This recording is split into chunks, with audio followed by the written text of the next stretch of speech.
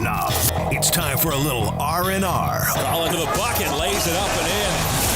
Ball game, Rizzo! Live in the Anajar and Levine Accident Attorney Studios, this is Russo and Rizzo on ESPN 106.3. This team is going to be tough when they finally get it together. Sit back and relax. Let Russo and Rizzo take you home. Oh, mercy! Light him up, Collins! Happy Monday, ladies and gentlemen. It's Russo and Rizzo on ESPN 106.3 with Colin Russo, Mike Rizzo, Christian Cat. We are back at the City Place Studios in downtown West Palm Beach. Next 2 hours right here. Streaming live, YouTube, Facebook, and Twitter/X. Check us out there if you want to see our pretty faces. At ESPN West Palm. We got a packed program today. We're going to hear from Steve Politino, the Good Karma Brands president, friend of show. We're going to hear from Jonathan Zazzle, of course, our Panther fan of the bunch. Got a lot to talk about. Game 7 of the NBA Final concluded last night. The NBA season concluded last night with the Oklahoma City Thunder winning kind of an easy one, 103-91. Very good first half. Very good back and forth. Third quarter is sort of where it all went haywire. Tyrese Halliburton most notably goes down with about 5 minutes to go in the first quarter with a torn Achilles. Those Achilles, I mean, they keep popping up with these superstars. Lots to talk about there. Kevin Durant on the move. The Phoenix Suns shipped him off to Houston, of all places. The Rockets acquired Kevin Durant last night, right before the game, actually, in exchange for Jalen Green, Dylan Brooks, the 10th overall pick in this year's draft, and some more draft capital on top of that. So Durant will be a Houston Rocket next year. The Heat are out on those sweepstakes. So we got a lot to do. 888-760-3776. Number to get into the program on Russo and Rizzo. Game 7 last night, our first Game 7 since 2016. Our second, basically since the turn of the 2010 decade. And it was kind of a dud. Wasn't a great game, unfortunately. And Game 7s very rarely are bad games, especially in the NBA Finals. Mm-hmm. They traditionally are really, really, really good down-to-the-wire games. 2016 was an excellent one. 2013 was an excellent game. Even 2010, Lakers-Celtics, a great game. Very rarely do you get a bad game like that. But that game, my initial takeaway is that was an ultimate tease. Yep. It was the ultimate tease because Tyrese Halliburton came in firing away immediately. Pacers were playing well. They were unafraid. You thought this was going to be a classic. Mm-hmm. And then when the second he goes down, the air was sucked out of that team. I give them credit for hanging around, but that injury killed the game. We got robbed of a Game 7. You did. You got robbed of a great game. You got robbed of a Game 7. Now, you guys know where I've kind of stood with these NBA Finals. I wasn't intrigued by the matchup. But, I mean, if it would have went 7 games and an absolute instant classic. It was a very good series. Very good series. Game 3 was a great game. Game 4 was a great game. Game 1 was good. I can't sit here and say it wasn't a good series. But how I kind of wrap this up is, Colin, I don't know if you were a Game of Thrones fan. I was a huge Thrones guy. I loved everything but the final season. And it seemed like it was like this was that series. I compared to that because you had everything you wanted. The ending just stunk. And where I go, Colin, you know, you've done the show long enough. I like to pinpoint where kind of things went haywire. Once again, it involves TJ McConnell keeping them in the game with about 4 minutes left to go in the third quarter. It was 69-64. It's a 5-point game. The quarter ended 81-68 in favor of the Thunder.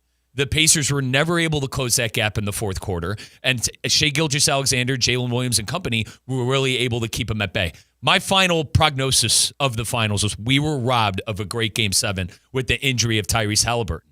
And Halliburton, I think when you look at these playoffs in general, I'm not going to remember these playoffs as OKC being an all-time great. I'm going to remember Tyrese Halliburton and the run that was made. Do I think kind of both these teams were anomalies? Probably. I don't know. Oklahoma City seems like they're pretty set up for a couple of years. It wouldn't surprise me if they two-peat at all. But what I'm going to remember from the playoffs is Tyrese Halliburton, not Oklahoma City winning the title. Didn't you get the feel, especially post-game, they were excited, but they weren't that excited. I almost got the sense that because this team is so young, they're the youngest team to win an NBA championship since the 1977 Trailblazers, by the way. And being such a young team, they haven't necessarily had the thick and thin that most of these teams have. If you think about Boston for a second, Boston, they've been waiting to have that. When they lost in 2022, they've gotten to the conference finals time and time again. They've been flirting with a championship all those years. You could go through the Nuggets. They had a ton of terrible losses throughout the postseason. All these teams have had sort of like sluggish, terrible, deep postseason runs that end in sort of agony. Mm-hmm. The Thunder, they lost last year to Dallas, but that was with a team filled with 21-year-olds. They were challenged, but they haven't had they don't have the battle scars that a normal traditional championship team has. And I think you got that sense post-game. They were excited, but I mean, they weren't. This wasn't Kevin Garnett, screaming up into the clouds after never making a big run. The perfect way, relief. There is a sense of relief with some of those champions. You went back to the Celtics with Kevin Durant. Let's go back to Steph Curry. Finally, 2-3 years ago, finally, quote unquote, winning one on his own. Go back to 2016 when LeBron James literally screamed at the camera that it was for the city he was on. So there's to that point, I like what you said there. There's a sense of relief with some of these guys when they finally win. Now, this was, I want to give credit to the Thunder and one person specifically within the organization, Sam Presti. Sam Presti, I thought, really maneuvered the draft, maneuvered free agency.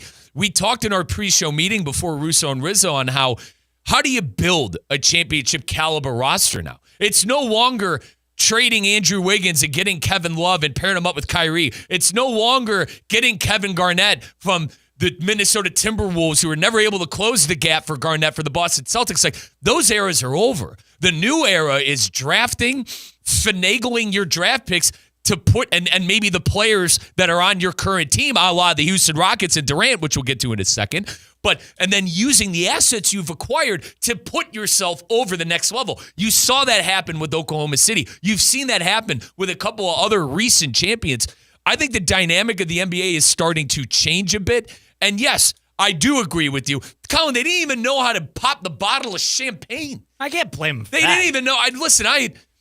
Bunch of 20-year-olds. You're talking to a kid who worked at a bar for 5 years as well. You got to know how to do that, Kyle. That was a Bush League celebration. Bush League celebration on that. But I don't know. I don't know what to make of the Thunder and them being a champion. I think Theo hit the nail on the head for me, at least how I feel. They're a forgettable champion.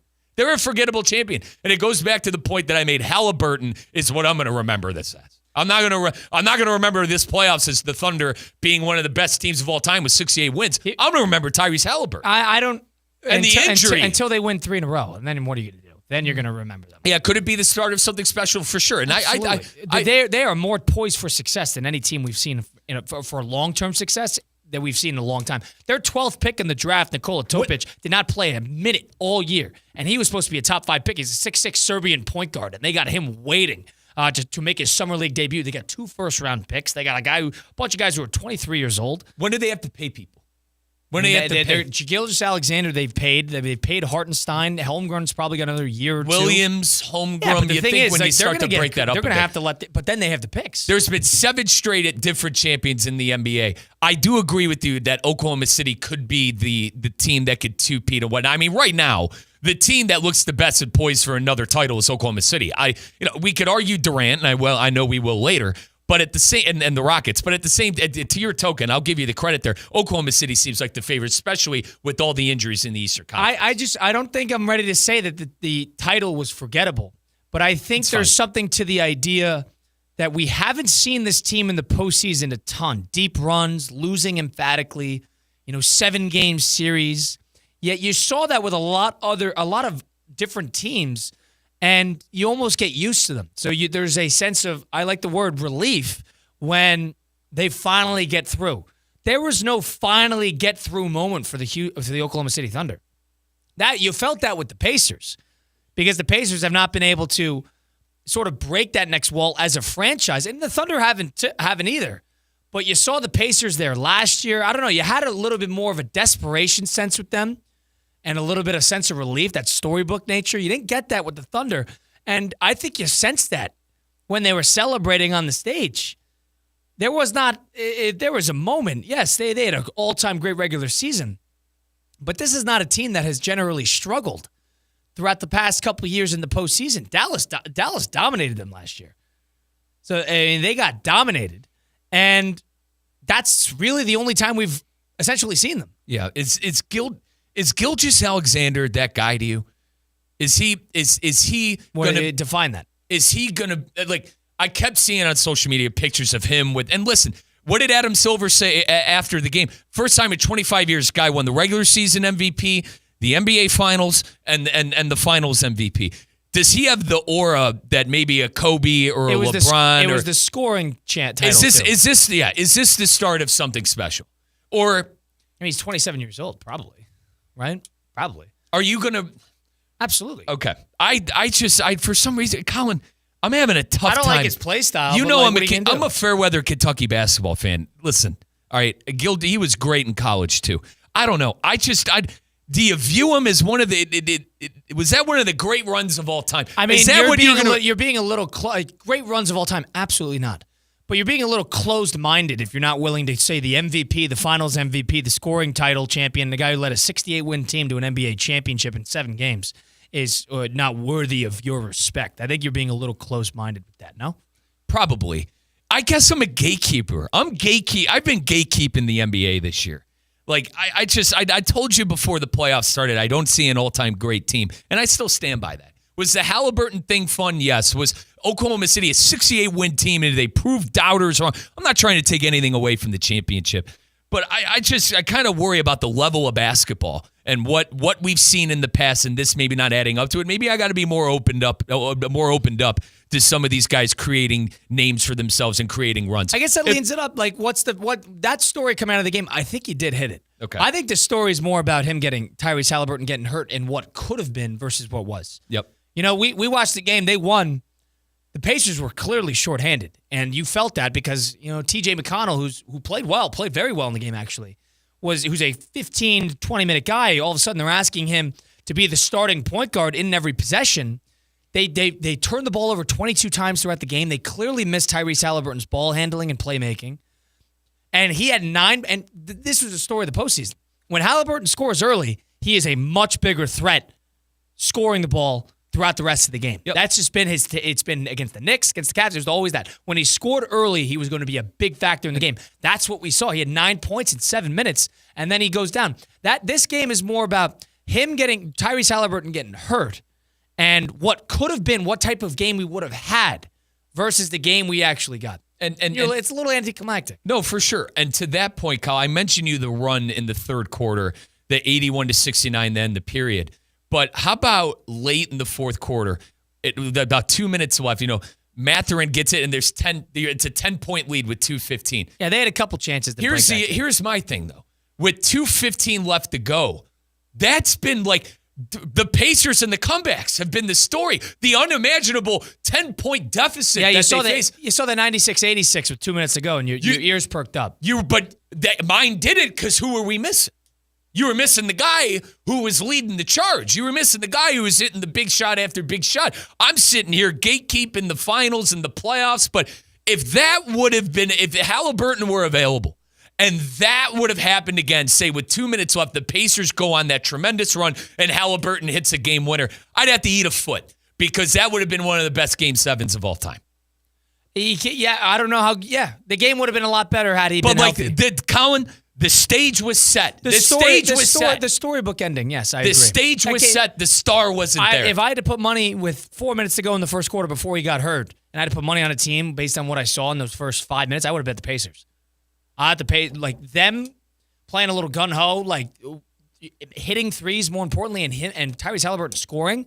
This seems to be hard to beat today. Yep. And the wind got completely knocked out of the sails with that injury. It's really unfortunate. It really is. And that is a what it could have been game, not a what was. I agree. And that's such a shame. Colin, how about he knew it? And we all knew it.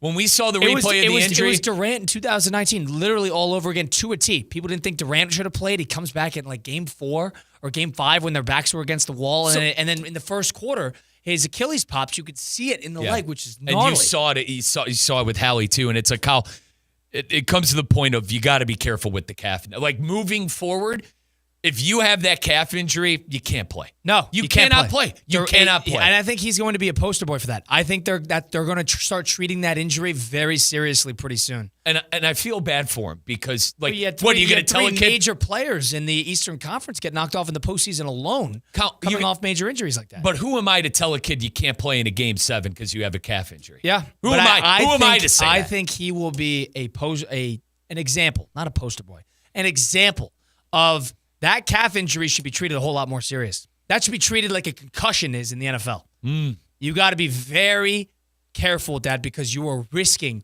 12 months of your prime in favor of one game. So you're compensating, and I'm no doctor, but I'm assuming you're compensating for the calf, and you're putting That's a lot exactly of... it is. Yeah, That's you're exactly compensating for the calf. And that calf, and this has been time and time again.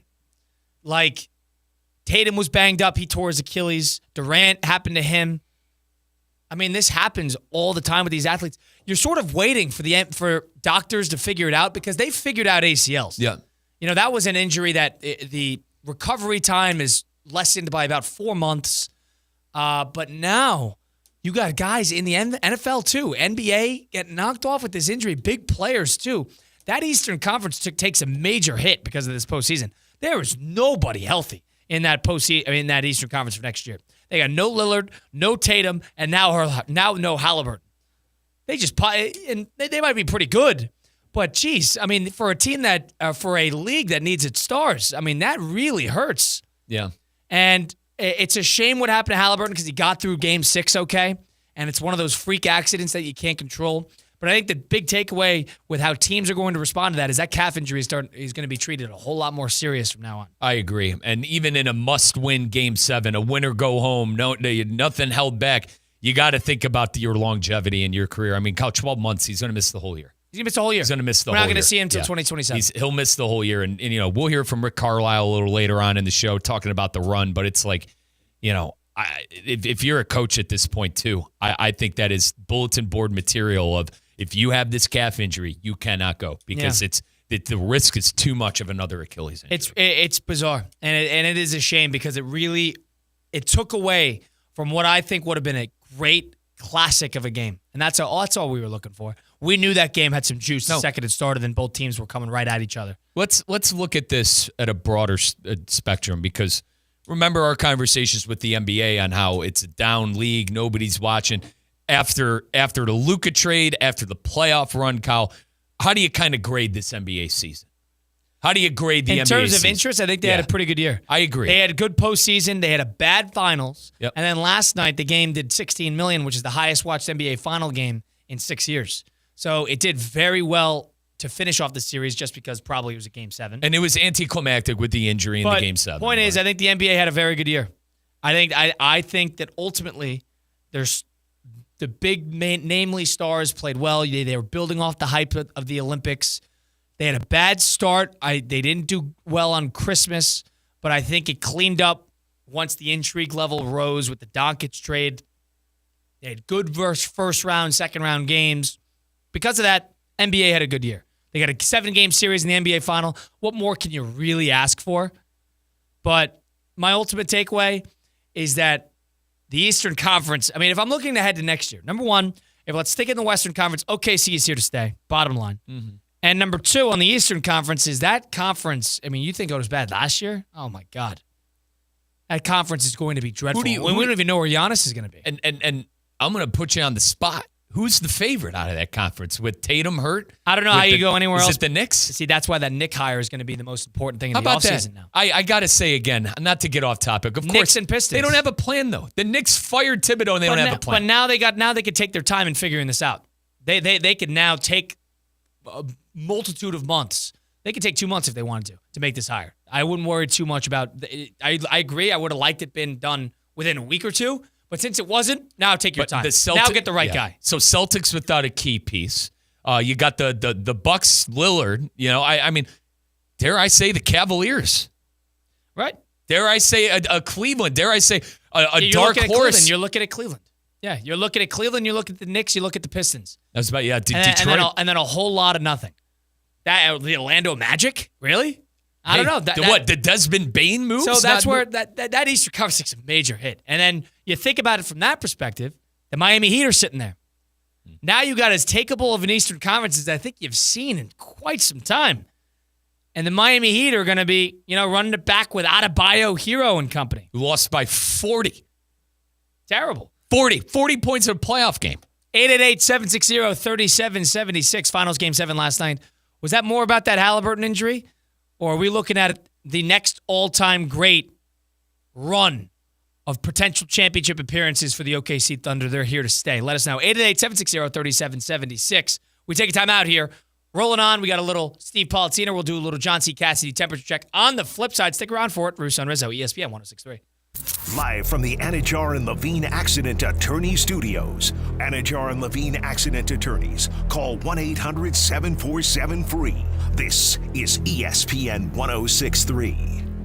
Good people. It's Theo Dorsey. Celebrate Independence Day with baseball at Roger Dean Chevrolet Stadium for the Mega Bash July 3rd and 4th. Don't miss the biggest 4th of July party in Jupiter as the Palm Beach Cardinals and the Jupiter Hammerheads take the field. Both games start at 6 p.m. featuring post-game fireworks and the Mega Kids area with inflatables. Stop by the ticket office today or go to RogerDeanChevroletStadium.com to purchase your tickets. At St. Lucie Battery and Tire, batteries came before tires. We've been selling and servicing all types of batteries for over 50 years. So when you need a battery for nearly anything, we have it, as well as the fast, professional installation you need. We carry premium batteries for all your needs: automotive, commercial, marine, RV, and specialty. We also offer delivery and on-site installation, serving our customers quality products for over 50 years in the home of honest, reliable service. Go to slbt.com and book your next appointment. What's the Anajar Levine difference?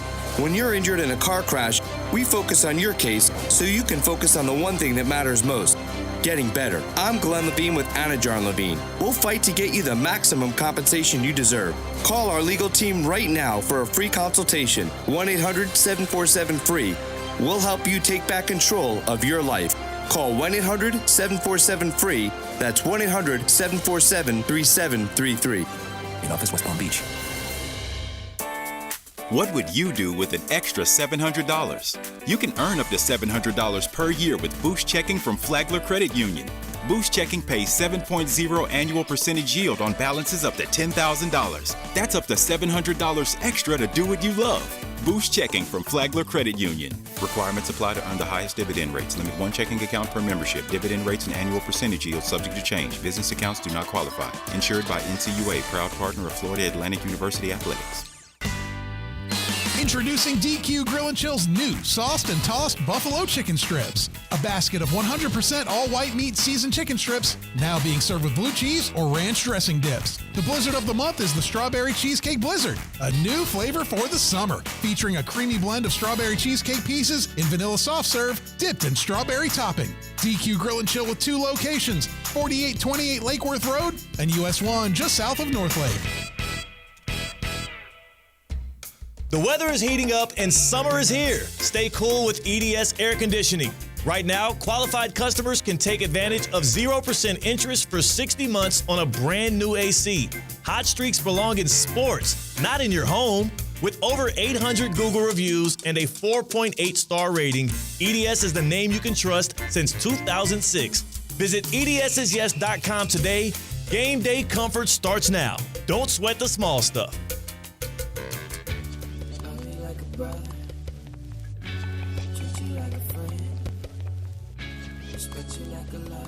Let's get back to the Anajar and Levine Accident Attorney Studios. This is Russo and Rizzo on ESPN 106.3.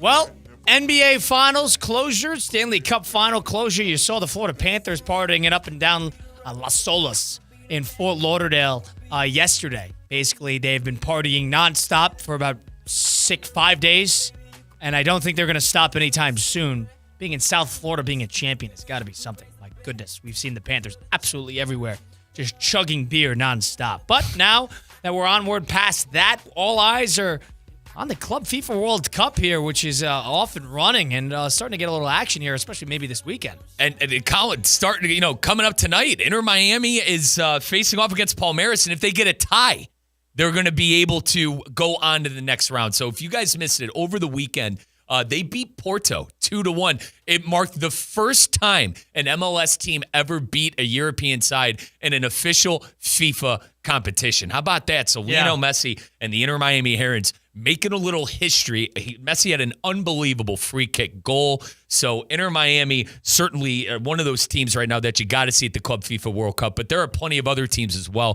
FIFA.com/tickets, folks. You got Hard Rock round 2 for our Inter Miami Herons tonight. I probably should have mentioned that. They're playing Palmeiras at Hard Rock. You can still get tickets, FIFA.com/tickets. But you saw Manchester City won 4-0 last night. You saw Real Madrid be able to take care of business. Chelsea, I mean, are you kidding me? Chelsea losing 3-1 to Flamengo, a Brazilian side. Kyle, the story of the tournament so far has been how the South American club teams have been kind of dominating the UEFA side, the European top side. So all the storylines are there. You can get your tickets now by going to FIFA.com/tickets. And don't forget about Inter Miami's second game tonight at Hard Rock Stadium against Palmeiras. If they get a draw or win, they're on to the next round. That's Mike Rizzo, Colin Russo with Christian Cat. It's Russo and Rizzo on ESPN 106.3.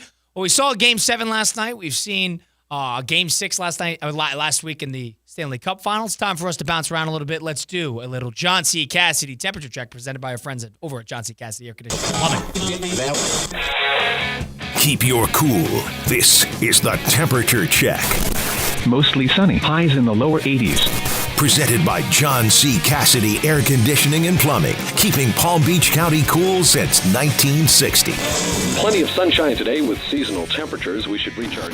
All right, so how this works, we'll go around the table a little bit and determine who was keeping their cool in the heat of the moment, who was keeping their cool under some pressure on the sports side of things. Because with John C. Cassidy Air Conditioning and Plumbing, you don't want to be the person that is heating up too much under a little bit of pressure. You want to stay cool. And you can stay cool with our friends over at John C. Cassidy Air Conditioning Plumbing, keeping your home cool and comfortable since 1960. Visit CassidyAC.com for more information today. All right. Game 7 last night. I don't want to give it to the Thunder. That's not a fair one. I don't really want to give it to the Thunder. Gilgeous-Alexander shot, of 8 of 28? Yeah. He had a good game, but still, 8 of 28. Didn't shoot particularly well. I'm going to give it to TJ McConnell. Backup point guard for Tyrese Halliburton over there in Game 7, because without him, this would have been quite a blowout. He scored, 12 straight in the third quarter into the fourth. He was the only person who scored in a 5-minute period from the end of the third into the beginning of the fourth. He was the only person on the Pacers who could score. And, I mean, he really is an inspiring player. He's not a great athlete. He's not a big person. He's not an elite ball handler. He's not traditional. He can't shoot a three. He likes those little 12-foot jumpers, and he goes to the basket. He plays tough defense. He talks about it post-game where he's playing hard is a skill. He's right. Every team needs a player like him because he is somebody that you can rely on, and he's somebody who kept his cool in the heat of the moment. Give me TJ McConnell on that one. So I'm going with a team who kept their cool, and it's going to be Bayern Munich at the Club FIFA World Cup. Now, Colin, I just got done telling you guys that the UEFA teams, the European teams, have fallen victim to the South American teams. Now, PSG, Paris Saint-Germain, they just won Champions League. For everyone who doesn't know what that means, they won the Super Bowl. They won the biggest competition on the soccer side. They lost to Botafogo, a Brazilian side. Let's fast forward to the next day. Flamengo beating Chelsea, the mighty Chelsea Blues, out of the Premier League, losing 3-1 to another Brazilian team. But you want to know who didn't? That was Bayern Munich. Now, Bayern won 2-1 against Boca Juniors. Boca Juniors, a team that is out of Argentina. Similar competition level, though. There's a lot of talent, Colin, in South America, and I think a lot of people's eyes are starting to be opened a little bit, but Bayern Munich was able to take care of business with a Harry Kane, Kaiser Kane, a goal in the 18th minute, and then a Michael Olise goal in the 84th that saw him the victory. Give me Bayern Munich for basically being the only European side to beat a South American team so far at the Club FIFA World Cup. Christian Cat. Man, there was drama unfolding in New England on the PGA Tour yesterday, and we thought we were going to see the miniature version of Rory McIlroy finally winning another major, the miniature version of Rory McIlroy finally winning and completing the Grand Slam with Tommy Fleetwood after 42 top 10s in his PGA Tour career. Over 150 tournaments played in on the PGA Tour for Tommy Fleetwood. He had a 2-stroke lead going into 16 on the back nine. It looked like it was a coronation of Tommy Fleetwood for his first PGA Tour win, and it was a signature event on the Travelers Championship. He finishes bogey, par, bogey to lose to Keegan Bradley in 72 holes by one stroke on that 18th green. It was downright hard to watch, where Keegan Bradley, he loves that tournament because he's from that area. The USA chants rooting on the Ryder Cup captain, USA, USA, but that was less of a comeback and more of a choke job from Tommy Fleetwood. He did not keep his cool. I'll do one. I'm on both sides in this one. I was live there on site on Saturday. I got to give the Chicago Cubs, who lost their series, by the way, to the Mariners. They gave about 100 runs in 3 games. But I went for a game, and I believe Christian and I took that game too. Yeah, to win. Cubs to win. They were minus 175. We got burned with Coastal Carolina. Coastal Carolina win the College World Series. Was that when who got dominated by LSU? That was to close out our parlay. But I was at Wrigley for the Cubs Mariners on Saturday. I was up in Chicago, 92 degrees, and I was glad to see some Cubs offense on that during that game because they got dominated. They got killed in the other 2 games. But they scored, 9 runs in the first 3 innings? First of all, Wrigley's awesome. The Wrigleyville area around the ballpark is, I think, the best surrounding area of a ballpark that I've ever been to. Of the, 11, 12 ballparks I could possibly have, that I've went to at my point, which is, now includes Coors Field, Oracle, Petco, Yankee Stadium, Fenway, Citi Field in New York, Lone Depot. The best surrounding area, I think, by and large, by far, is Wrigley. Stadium's cool, but I think the surrounding area is just an awesome ambiance. Similar to me, you fell in love with the city of Chicago. Chicago is the best summer city in the United States. It's unbelievable. It's the best summer city in the United States. And I've been to Chicago a number of times. I've usually went during the winter, but, you got to deal with 9 months, 8 months of BS, and then once you get through that to the summer, like something clicks and you feel it. It's an ambiance with the people too. It is. It's not even just like, it's not the only place in the country that has nice weather in the summer. Yep. But there's something about the people appreciating it, and it's the ultimate summer city. Absolutely loved it. Loved every second of it. And it was hot. It was wonderful. Didn't rain. It got too hot, but it was completely fine. Love Chicago. I think the train system's very good. The airport, getting to the airport stinks. Red line, right? Well, getting with the red line, brown line, all these places. Yep. Getting to the airport stinks. It's not terrible, but it's doable. But other than that, it's a fantastic city. It really is. And it really is underrated. People say Chicago's not safe. Chicago's fine. Chicago's completely fine. And it's a lot safer than downtown New York is. I'd live there in a heartbeat. I'd be able to live in downtown Chicago in a heartbeat. City. Absolutely. Great time in the summer. And listen, it's the best summer city Colin, in the country. You grew up in Connecticut. I grew up in, Northeast Ohio. Listen, we could do this now. Regardless, Colin fell in love with Chicago. I'm going a different route, all right? Someone who didn't keep their cool, the Atlanta Braves. Hey, Cal, we had a show about, where were we? We were at the James Hardy Pro Football Hall of Fame invitation. My God, I was drinking the Kool-Aid on how the Braves are still fine, this and that. That team stinks. I got to say it. They stink. And maybe I'm sounding the alarms way too early, but you look at that division. You got the Mets, you got the Phillies, and I'm willing to say the Nationals at this point are playing better baseball than the Braves. Maybe the record's not showing it. But my goodness, what the Atlanta Braves losing 2 games out of 3 down at Miami at Lone Depot Park, that is an absolute disgrace. And I'm calling them dead. On June 23rd, 2025, we're not Mike Rizzo dead. is calling the Braves dead from the playoff race. There are 6 teams. What are they, 9, 10 games back, something like that? There are 6 teams that are completely clear of them at this point right now. I'm done with them. I'm done making excuses for the Braves. And Andrew, one of our coworkers here at ESPN West Palm, he's a Brave fan. He reminded me of it today. He goes, it was an absolute disgrace that the Braves lost 2 out of 3. I couldn't agree more. The Marlins stink, and the Braves stink even more. Give me the Braves for not keeping their cool over the weekend. On the sidebar with that, bad news turned to worse because their ace, their big guy, Chris Sale, didn't he break his rib? Like diving for a ball off the mound? I saw he was being floated on a bunch of trade rumors, too. Did he hurt his rib this weekend? Yeah. I don't know. Yes, he dove off the mound to make a really nice play, and yes, he's going to be out for quite some time now. You're still 38-year-old doing that too. Kyle, you're not ready to call him dead at 35 and 41, 11 games back from the division. No, 11 games back on June 23rd. No, I'm not ready to call him dead. Dude, uphill battle, absolutely. Is that going to be a tough division to steal a wild card in? There's 7. By the way, sorry to cut you off, partner. 7 games from the final wild card spot. 11 off from the division, 7 from the... Completely doable. Completely doable. They got enough talent where they might do... I agree, this is a down year for them. But, I mean, that is... all it takes is a hot second half. You could rewind the tape, too. I was drinking the Kool-Aid of, they're fine. They're probably still going to win the division. So let's put this into perspective. What did they start, 0-7? They were 10 games under 500 when we were having this conversation. No, they were started 0-7 because it was when the Dodgers were 8-0 and they were 0-7. And remember, no teams that started 0-7 in the history of the MLB has ever made the postseason. So since then, what are they, 35 and 41? They're 35 and 33, 35 and 34. I mean, it's not terrible. It's a 500 team, but I think they were at 500, and then they lost like 9 games in a row again. So the Jekyll and Hyde-ness of the Atlanta Braves is and them not keeping their cool down at Lone Depot Park. It's got to be it. That was our John C. Cassidy air conditioning and plumbing temperature check. Visit CassidyAC.com for more information. We got to talk to Steve Politziner, good friend of show, the president of Good Karma Brands, coming up on the flip side of things. Stick around for it. Russo and Rizzo and ESPN 106.3. Live from the Anajar and Levine Accident Attorney Studios. Anajar and Levine Accident Attorneys. Call 1-800-747-FREE. This is ESPN 106.3.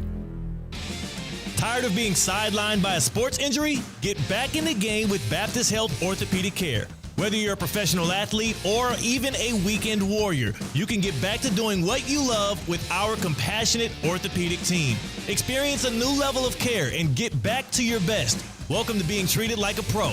Make an appointment today at baptisthealth.net/ortho or call 833-556-6764. Hi, this is Scott Smith with Smith Ball Baez and Prather, Florida Injury Lawyers. We are a Florida civil trial law firm that specializes in the areas of personal injury and wrongful death. Our offices are located in Palm Beach Gardens, Boca Raton, and Port St. Lucie.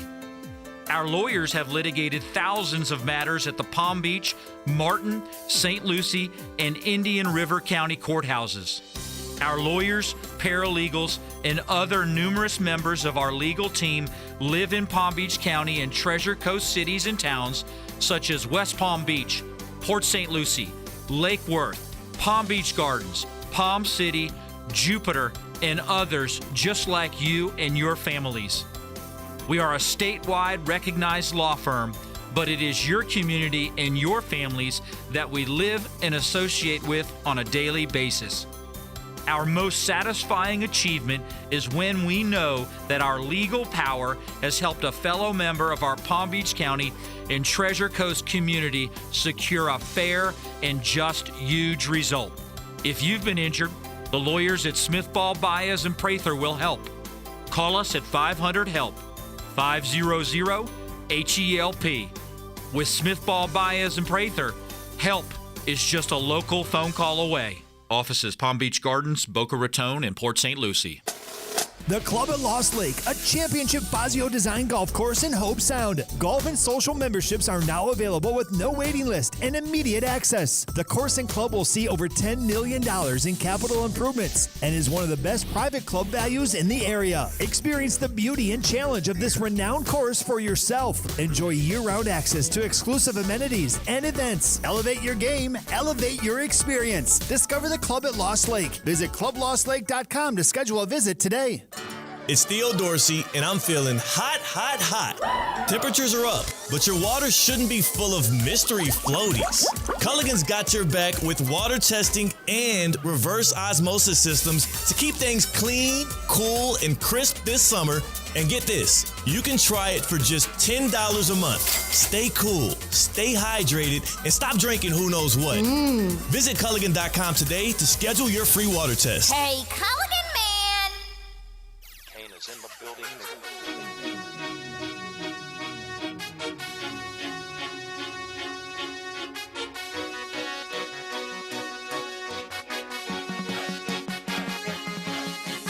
Let's get back to the Anajar and Levine Accident Attorney Studios. This is Russo and Rizzo on ESPN 106.3. Well, I think the most important part of your day is the morning, and more importantly for me, starting off your morning with a victory, a spiritual, mental, physical victory. It really kickstarts your day, gets you off rolling in the right direction. You can do that over at F45 locations in downtown West Palm Beach, also in Wellington as well.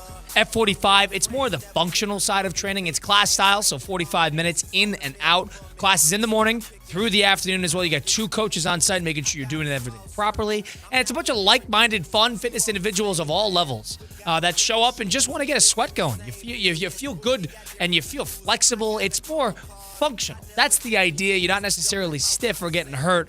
You're doing things that actually help you move in your day-to-day life. That's F45. You want to train for something like High Rocks, they got you covered there as well. Get your first 3 classes today for just $30. F45 found a studio near you online at F45, or check out their Instagram, F45 downtown West Palm Beach. Colin Russo, Mike Rizzo, Christian Cat. It's Russo and Rizzo on ESPN 106.3. Talking to a good friend of program, we're welcoming in Mr. Steve Politziner. He's the Palm Beach Sports Commission Hall of Famer, and he's the Good Karma Brands president joining us now. Hi, Steve. How are you?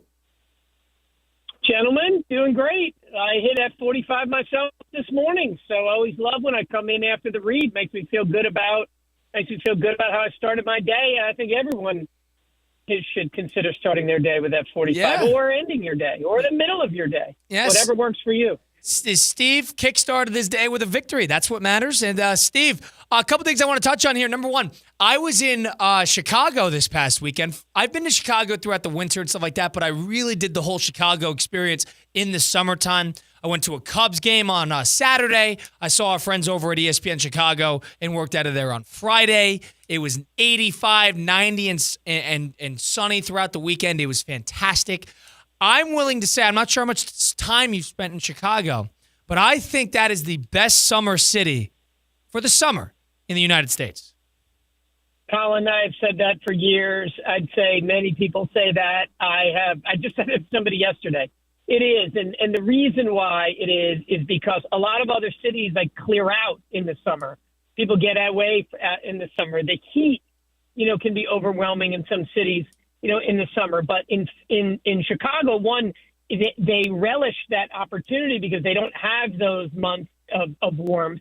Also, you have all of the elements in there. You have beach in the city of Chicago. You have so many fun-filled parks in the city of Chicago. You have, obviously, you mentioned you're at the Cubs game, the White Sox. There's so many fun things to do.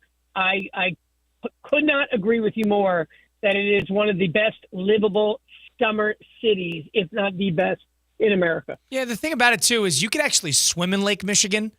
And if you get in the Hudson River, they're going to need to put you in a biohazard contaminant facility. I think the fact that you could swim and there's a beach aspect to that makes the world of a difference as well. Huge. I mean, usually, if you're in a city, you're having to go to a beach, you're having to transport, to a beach. It's a real beach situation right there, accessible in the city. So I'm with you.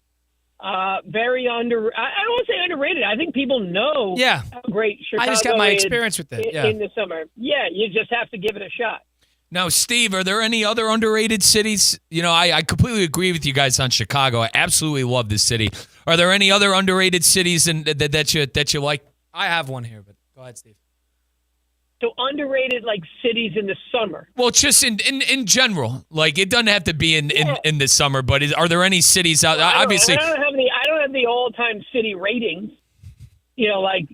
To know what would be underrated over. All right, so you want me to give you a sleeper city? Give me a hidden gem, Uncle Steve. For me, hang on. Gunkwit, Maine is my hidden gem. I used to go up there all the time with my Uncle Patrick, who's from Boston.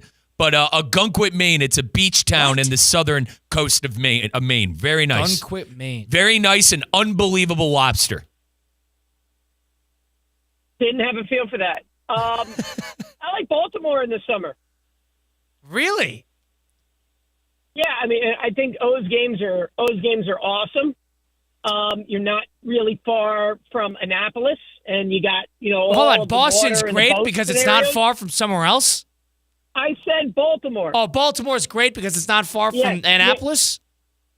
No. Yeah, I said Baltimore. Like, if you think about the region, you got Camden Yards and all of that down there. Fells Point, not far from Annapolis. I mean, I don't know how far we're going in terms of ranges on the on these cities, but putting me on the spot. Where else is a great summer city? Yeah, I think I'm going to go big picture here. I'm going to go a bigger one. I think San Diego is one of the best cities in the country. I really do. I've always been on the board that I think San Diego is a wonderful city. Like, that is a city you could live in tomorrow. I agree. Was there a few months ago. Amazing city. Weather-wise, consistency. Again, I guess I'm going a lot to baseball, sort of the soundtrack of the summer. But baseball, Petco, great park, right in the middle of downtown. You can walk for an hour from there and weave your way through the downtown there to Little Italy. Great summer city as well. Yeah, you mentioned the ballparks. I liked Wrigley. I thought Wrigley was a ton of fun. I thought the surrounding area was really the highlight. I thought around Wrigley was as good as it gets in terms of the surrounding area of a baseball ballpark throughout. Like, you go to Lone Depot, there's not a lot to do around it. There's not a lot going on around it. You have to drive in usually. Even Camden Yards has a cool surrounding area, but Baltimore is one of those cities where a lot of the city is dangerous, and it's very open about that. So there's just not a ton. Like Chicago, it's easy to get in from downtown. It's got that great little neighborhood of Wrigleyville. I think that surrounding area is as good as it gets, as good as I've seen, at least as far as baseball ballparks go. No, you're right. In a lot of cities, I mean, there's really nothing around it. Like, there's not a lot for you to do. In L.A., the Dodgers, nothing for you to do there. Nothing at Citi Field where the Mets are. There's really nothing for you to do around there. So I agree. Obviously, other cities have used these to do total, like, redos around the area and build the areas out. And then there's some places that just are quaint and forever will be places that you can go and get a drink. And whether it's the Bronx, whether it's Boston, whether it's Chicago, that you will always have that allure. Steve, how memorable are the Oklahoma City Thunder in your mind as NBA Finals champions? They're at the moment they're trending Raptors, that Raptors team. Yep. But if they come back and are unlike that Raptors team, it was torn down the second it was over. So, like, at the moment, they're Raptors almost just because nobody is. I just don't know if anyone's giving them their flowers. But if this team, which is basically built to be able to come back, that eradicates, like, tomorrow, and they can go Spurs. So it can be anywhere from the Raptors to Spurs. And I guess my perspective on it is coming out of that game. I mean, Game 7s usually, rarely, are at least at the NBA Finals level. I know earlier in the postseason, Game 7s have been blowouts.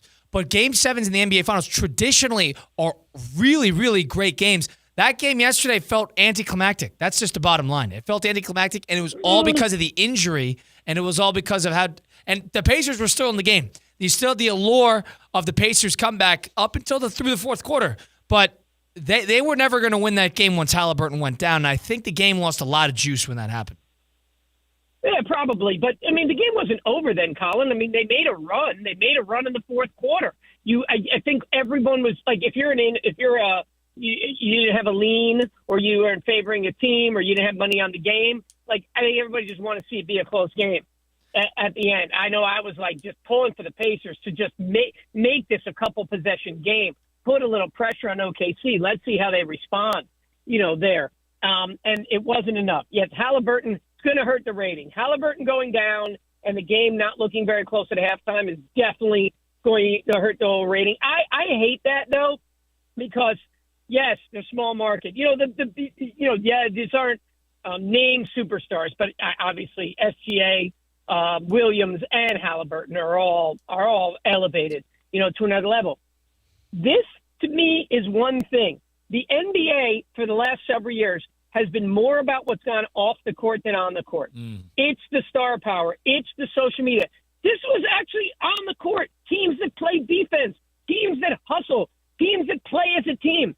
Teams that were built from the ground up, from the draft, for blood, sweat, and tears, that well, basically both were built off of Paul George. But you know what I mean, and that stinks.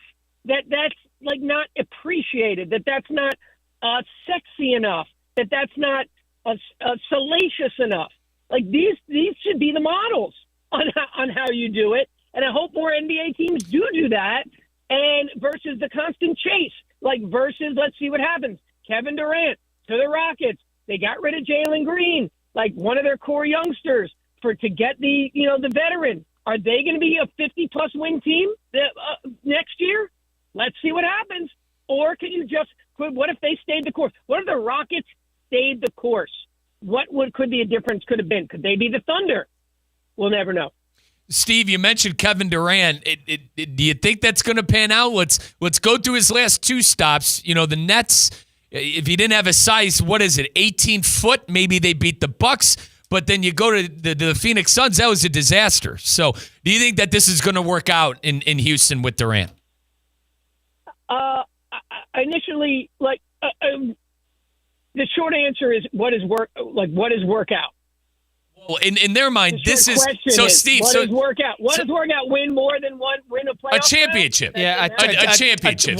You need or a deep playoff run. A deep playoff run, I think. Is fair. I think it's. I think it could have a deep playoff run because I think the coach is fabulous, and I think that's the main reason. It looks like they have some of the ingredients with what they have there. In my mind, boys, they made this move, and this was the move they made because this is their move to make to get to it and win an NBA Finals. I think they made this move with plans that he is going to put them over the edge to win the Finals. Well, I mean, you can't. I mean, until the Thunder step off, you got to think that we need to be a team that could win a playoff series because they haven't won one. They got to win a playoff series. They got to make a run, and then all of a sudden, when you make a run, then anybody can be in there. I can't think you think title or bust. This is the next step to get to a title. They're good. Şengün is now going to get his just due. Van Vliet's been to the highest levels, and they have a great coach. I think he's definitely going to achieve more than he achieved in Phoenix and more than he achieved in Brooklyn. It's just more, will he be able to get to a finals? Now, when you look at what's going on in the West, just to come through the West, how hard it is. And now with OKC getting to this level that they are now. And, you could say Golden State, maybe they're on the way down. The Lakers have to be a factor. Good teams there. You're right, Steve. Denver has to be a factor. Denver's going to be back. Yeah, you got a lot of teams. The T-Wolves. That's Steve Politziner, of course, the Good Karma Brands president, joining us, presented by Duffy Sports Grill. Steve, did you look at that Durant trade in your mind go, what could have been with maybe Miami making a move there, or do you view that this was the right pairing and that Miami was never in on it? Well, I think the Heat's problem always has been just the assets they've been willing to trade. Like Jalen Green is a lot more attractive to teams than Tyler Hero, and the Heat didn't want to give up Bam. So when they didn't have the caliber of assets that would make them as attractive as the Rockets. So it really goes down to, if you're the Heat, would you of course you'd give them Ware, but if they're demanding Bam and Hero, let's put the dollars aside, of making it work, do you do that?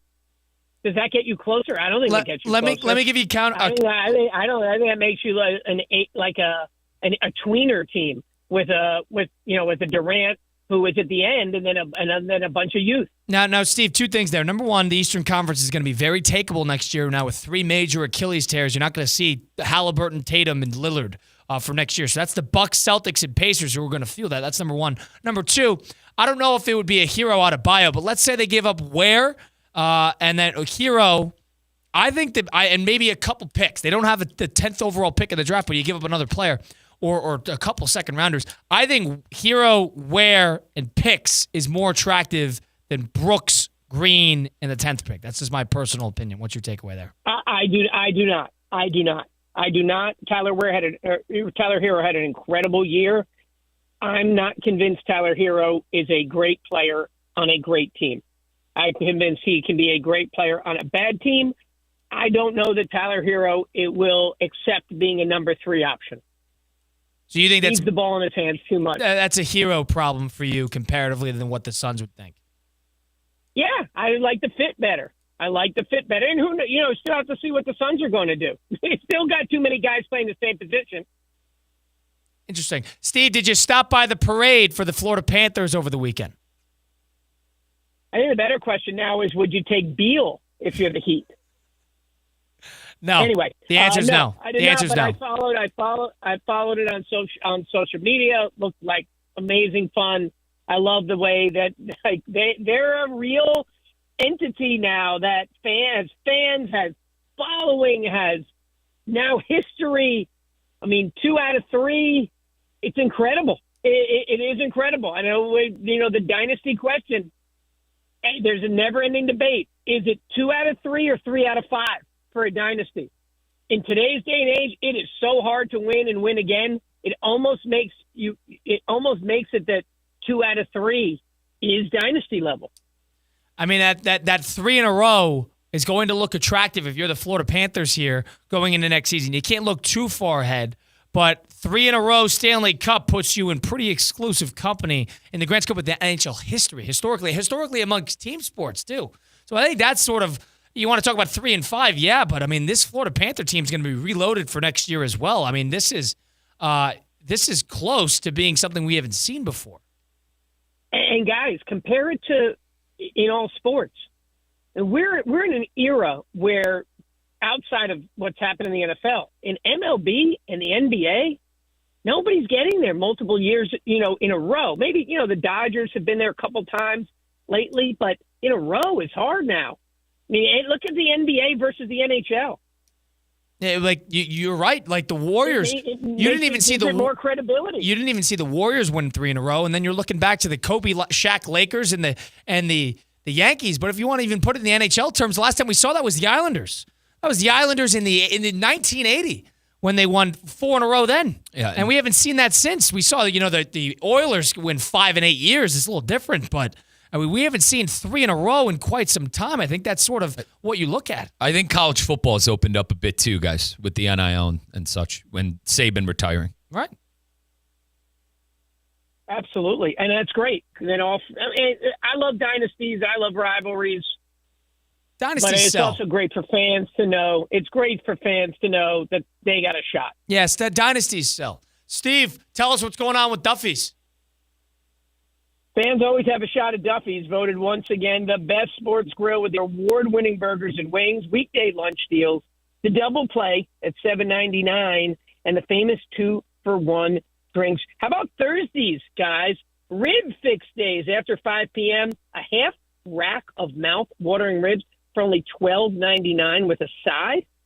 Pretty good deal. 80 TVs, of course. You'll never miss a minute of the action at Duffy's.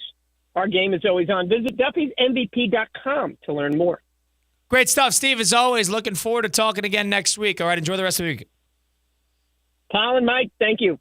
All right, Steve Politzino, the Good Karma Brands president, Palm Beach Sports Commission Hall of Famer, presented by Duffy's Sports Grill. We got to do a little 5 and 5 loop Christian into the conversation. On the flip side, it's Russo and Rizzo. Second hour coming up on ESPN. Call 1-800-747. ESPN 106.3. Business owners, are your employees driving you nuts? Is money tight? Or have you just poured your heart and soul into your business and now it's time to retire and just relax? At Transworld Business Advisors, they have buyers from all over the world ready to buy your business now. Call for a confidential conversation about your business's current value. 561-203-5121. That's 561-203-5121 or visit tworld.com today. As market dynamics change, the quality and service you receive from your accounting firm shouldn't. Partner-owned since 1923, Anshin Accountants and Advisors take the time to get to know you and your unique circumstances to help resolve complex issues and develop innovative tax and accounting solutions tailored to meet your goals. If you're a high net worth individual or business owner eager for a strategy to maximize tax savings, let Anshin deliver value where others can't. Visit ANCHIN.com. Anshin Accountants and Advisors, recalculating what's possible. Hi, I'm Michael Manzo, owner and founder of Manzo's Italian Deli, and Stop, Dad. After 20 years, people are tired of hearing your voice. Yeah, and your lame-ass commercials. Fresh prosciutto, mozzarella, outstanding. Oh, please. There's only one reason Manzo's is voted #1 deli in Palm Beach County for 20 years.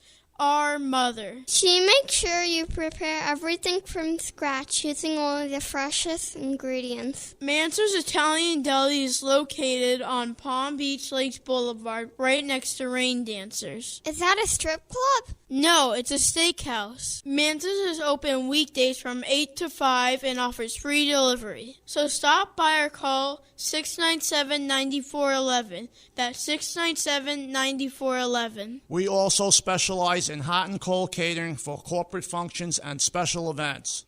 Just ask anyone who was at my last birthday party. Hey, Steph Prince here, General Manager of ESPN West Palm, to tell you about a team that has meant a lot to me and this community for a long time. Bob and the team at Bradley Heating and Air Conditioning have been helping me stay cool for years, whether at home or in the office. And living in South Florida with 3 kids, I don't know what I'd do without them. Family owned and operated, serving Royal Palm Beach and beyond since 1980. Let the knowledgeable and trained team at Bradley help you with your residential and commercial needs, installation, repair, seasonal maintenance, upgrades of all makes and styles and models of HVAC equipment, and so much more. Bradley Heating and Air Conditioning does things right the first time and makes the process smooth, stress-free, and most importantly, keeps you cool. Give them a call at 561-793-7497. That's 561-793-7497 or BradleyAir.com. Any need, big or small, trust the amazing team at Bradley Heating and Air Conditioning. What would you do with an extra $700? You can earn up to $700 per year with Boost Checking from Flagler Credit Union. Boost Checking pays 7.0 annual percentage yield on balances up to $10,000. That's up to $700 extra to do what you love. Boost Checking from Flagler Credit Union. Requirements apply to earn the highest dividend rates. Limit 1 checking account per membership. Dividend rates and annual percentage yield subject to change. Business accounts do not qualify. Insured by NCUA, proud partner of Florida Atlantic University Athletics. Tired of being sidelined by a sports injury? Get back in the game with Baptist Health Orthopedic Care. Whether you're a professional athlete or even a weekend warrior, you can get back to doing what you love with our compassionate orthopedic team. Experience a new level of care and get back to your best. Welcome to being treated like a pro. Make an appointment today at baptisthealth.net/ortho or call 833-556-6764. Anajar and Levine. Call 1-800-747-FREE. That's 1-800-747-3733. ESPN 1063. WESP Jupiter, a Good Karma Brands radio station. As market dynamics change, the quality and service you receive from your accounting firm shouldn't. Partner-owned since 1923, Anshin Accountants and Advisors take the time to get to know you and your unique circumstances to help resolve complex issues and develop innovative tax and accounting solutions tailored to meet your goals. If you're a high net worth individual or business owner eager for a strategy to maximize tax savings, let Anshin deliver value where others can't. Visit ANCHIN.com. Anshin Accountants and Advisors, recalculating what's possible. Ready to take on any terrain? The all-new 2025 Defender 110 P300S is here. Built for those who crave adventure without compromising on luxury. Lease the powerful 2025 Defender 110 P300S for just $889 per month for 36 months. Whether you're tackling the toughest roads or cruising the city, the Defender is ready for it all. Don't wait. Visit Land Rover Palm Beach today and experience the Defender like never before. Terms and conditions apply. See dealer for details. Hi, it's Evan Cohen. Wednesday, it's NBA Draft Night 1. We all know Cooper Flagg is going first overall. Then it's a parade of names you'll pretend to recognize to impress your friends. Live coverage of the NBA Draft begins at 7:30 here on ESPN 106.3. Now, it's time for a little R&R. Crawl into the bucket, lays it up and in. Ball game, Rizzo! Live in the Anajar and Levine Accident Attorney Studios, this is Russo and Rizzo on ESPN 106.3. This team is going to be tough when they finally get it together. Sit back and relax. Let Russo and Rizzo take you home. Oh, mercy! Light him up, Collins! Second hour, Russo and Rizzo, ESPN 106.3. Colin Russo, Mike Rizzo, Christian Cat. We're on your radio dial at ESPN 106.3. We're also streaming live on YouTube, Facebook, and Twitter/X at ESPN West Palm. You can watch us in full there, even watch back if you'd like, or you can listen to us back on your Apple, Spotify, wherever you get your podcasts, all those great places. Christian Cat, our producer. We're at the City Place Studios in downtown West Palm Beach. It's the 23rd of June, the solstice equinox. I think it's the solstice. The summer solstice is way and gone, so now we're going to have shorter days for now the rest of the year. What was the longest day? Was that Saturday? It was the 20th. It was the 20th. Oh, which I believe way back. Thursday? I can't remember. I believe that was Sunday. No. Neither? Well, the 20th was Friday. Thank you. So 21st it was Friday. was Saturday. Juneteenth So it was yes, Friday. because Juneteenth was Thursday. Yeah. Okay. So Kyle said the 20th was yesterday. Yeah. And it's the 23rd today. What time did you get back from Chicago? Yesterday morning. Okay. Right. Yeah. I don't know. That was not my finest moment. I'm good with dates too, not those types of dates. But Christian Cat, our producer today behind the glass. Christian, how are you today? What's going on? Doing spectacular, guys. You know I'm on the show with you, so how can my life get any better? Couldn't think of anything else. I sense some sarcasm in that, What are you Christian. talking about? I'm coming in this week with some fresh wheels, a lot of gas in the tank, not worn down whatsoever. Did you go to the parade?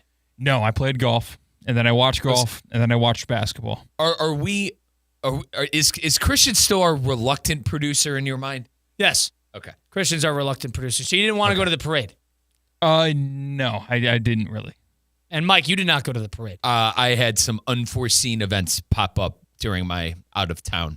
Were you planning on trip. going to the parade? I was. Oh. And then something Wait, came really? up back at You home. were going to the parade? What was your original plans? I was going to switch my flight to the 10 to get into Lauderdale at 10, and then I would just drive right to the parade. But wow, unforeseen event, a family matter happened. In so you had to hang Cleveland. around. Yeah, I had to hang around. It seemed like everyone had a great time, and it was kind of cool because looked hot. It looked very hot, but you learn from the first time.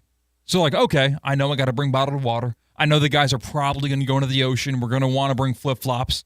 You can kind of plan on the first Stanley Cup celebration to be better prepared for the second Stanley Cup celebration for the folks that were there. Now, it was a different type of celebration because the first one was in like a torrential downpour. Right. True. And this time around you're honestly wishing for, at least from the people I've talked to, you're wishing for a bit of a drizzle. But, I guess that goes to show what type of parade you'd rather have. It's interesting, too, because I saw that truck. The bus, they move. They move. You got to be ready. It's a be ready for the bus or you're missing it. Use the bathroom. Oh, I missed it. Yeah, you missed it because they're moving. They got a lot of ground to cover, and you're not running after it. You kind of have to be there when they pass you, whether you're at a bar or a restaurant or wherever the hell you're doing on the beach. So you got to be ready. I thought that was interesting, too, because I've never been at a parade. Mm-hmm. And from the videos I saw, number one, every Panther player was blacked out drunk. But second of all, you had to be there to see it. That was a hell of a bender that those guys were I think they're still on it. That was an insane I don't bender. think they're done. I compare it to Manchester City's treble run with Jackie Grealish unable to stand on stage. I kind of compare it to that. I saw Marchand with his shirt off chugging. I'm like, I think that guy's been drunk. How many hours are in a week? In a full week? 24 times 7? You want me to do the math right now? I think he's been drunk for that amount of time. Yeah, 141. I'm not going to say, guys, I don't know 24 and 7 off the top of my head. So No, I got it wrong. It was 168. Okay, perfect. I think he's been drunk for 168 hours. Yeah, maybe. Can you blame him? No, but listen, wow, those guys are going to be feeling it for a month. You imagine that hangover? It's one of those things where they just keep going. It never hits you. You keep going till you shut down there. Listen, from a from an alcoholic, you shut down, boys. At some point, the body shuts down. I gotta say, it's pretty cool because we heard last year in the NBA Finals when Boston won, they immediately got on the plane and came down here to celebrate. Yeah, that's right. Where it's a nice, easy commute for Panthers players. You just party where you live. Exactly. And that is the bizarre part because South Florida or something like that is always where these guys come or go to at least celebrate. And to have a parade mixed in with that, it's almost like just putting gasoline on a fire. Mm-hmm. So it's just really not out of control, but it really leans into the post-championship festivities. Speaking of festivities, let's bounce around a little bit. Let's do a little 5 and 5 presented by Flagler Credit Union. 5 topics. High five. 5 o'clock. It's 5 o'clock somewhere. Let's get out of here. Endless takes. You can't handle the truth. All gas, no brakes. And it's shaking big time. It's time for The 5 at 5. Hold on to your butts. Presented by Flagler Credit Union, proud supporter of FAU athletics. Earn up to $700 per year with boost checking from Flagler Credit Union. Number 1. The Oklahoma City Thunder won the NBA Finals last night, winning Game 7 over the Pacers 103-91. Now that the book is complete, it is shut. What was the story of the 2024-2025 NBA season now that we're done with it? I guess in totality, I think you got to bring up the Pacers period and that run that they had. But in terms of the biggest story of the season, it's Doncic. It's Doncic getting traded. It's, the Thunder coming out, but that Doncic trade captivated the sports world for a couple months, up until the Lakers were in the postseason. But totality, I think it's the coming out party of well put together, new era of the NBA, draft, develop, team basketball. I think that is a big story. To that point, I'm going to stick on your Luka point because I think how it ended too, right, boys? With them not winning a playoff series, all that hype with him going to the Lakers, pairing up with LeBron James. The NBA's wide open. There's no for sure team in the Western Conference. There's no shoe-in team. The Eastern Conference is a different story. We all thought Cleveland or Boston, but you understand my point. I think I got to agree with Colin with the Luka stuff because the talk of the offseason isn't going to be how Oklahoma City is poised for, a back-to-back title. It's not going to be, the Pacers, what are they going to do without Tyrese Halliburton? It's going to be about how do the Lakers and Luka Doncic and LeBron James figure this thing out. Those are going to be the talks. And I think with how the Mavericks got the number 1 pick in the Cooper Flag sweepstakes too, granted, I think all that is fixed, neither here nor there, but I think that's the story. The Luka trade and the Mavericks front office being pantsed by everybody's reaction on it, and then them getting the number 1 pick. Number 2. And, the loser of the NBA Finals was the Indiana Pacers, and they were without X-Factor Tyrese Halliburton for most of the game due to what we now have confirmed to be a ruptured Achilles. Here's what Indiana coach Rick Carlisle had to say about Tyrese Halliburton. He authored one of the great individual playoff runs in the history of the NBA. Dramatic play after dramatic play. It was just something that no one's ever seen, and did it as one of 17. That's the beautiful thing about him. As great a player as he is, it's always a team thing, and so our hearts go out to him. So proud of everyone. Is this going to be the one and only postseason that we kind of know Tyrese Halliburton for when it's all said and done? Or do you think that the formula he concocted to get all the way here with the Pacers, flair for the dramatic, is this going to be something we come to know and love throughout the rest of Tyrese Halliburton's career? I think we're going to learn to appreciate it in hindsight, as we move forward with his career. But I don't think he's a one and done in this regard. I think we're going to see more of him in the postseason. I think we're going to see more of this team eventually in the postseason. You're going to have to wait a year. But I think I don't think Carlisle's being that hyperbolic. I don't think he's crazy to say that was individual too as a team. I think it's more of a team thing because it was Siakam here, it was Tyrese Halliburton there. But in terms of his own individual, just unbelievable moments, it was as dramatic as it possibly gets, as impressive, as unbelievable as it possibly gets from a personal player standpoint, just as much as the team. Christian, that's a great question. And I think this is. I really do. I thought the Pacer run was fluky to begin with how they were coming back in some of these games. And with Halliburton out, listen, I hope the young man can come back from the injury. We've seen Kevin Durant be able to come back from an Achilles injury. Kobe was never the same. But granted, Kobe was on the back nine of his career. I just don't see another run like that happen. And that's why, you want to know what stinks about sports? You got to win when you get there, man. You got to win. You got to take advantage of these magical runs. You're never going to see anything like coming back down from 7 points with 40 seconds left. The run that they did in Game 1, these were unheard of things that the Pacers, they were, and listen, unbelievable things. They truly were. These were unbelievable things that happened. So no, Christian, to answer your question, no, I don't think we're ever going to see anything like this happen ever again. And I go back to you have to take advantage when you're in situations like this. It stinks. So you think the Pacers are going to fizzle out? Of course. They're not going to do anything next year. They're without their best player. Listen, I understand. If you want to sit here and tell me Siakam's their best player, fine. But they're without the glue. Halliburton's the glue guy. They're not winning a playoff series without Halliburton next year. Maybe in the Eastern Conference that's weak. But like against a title contender, they don't win a series without Halliburton.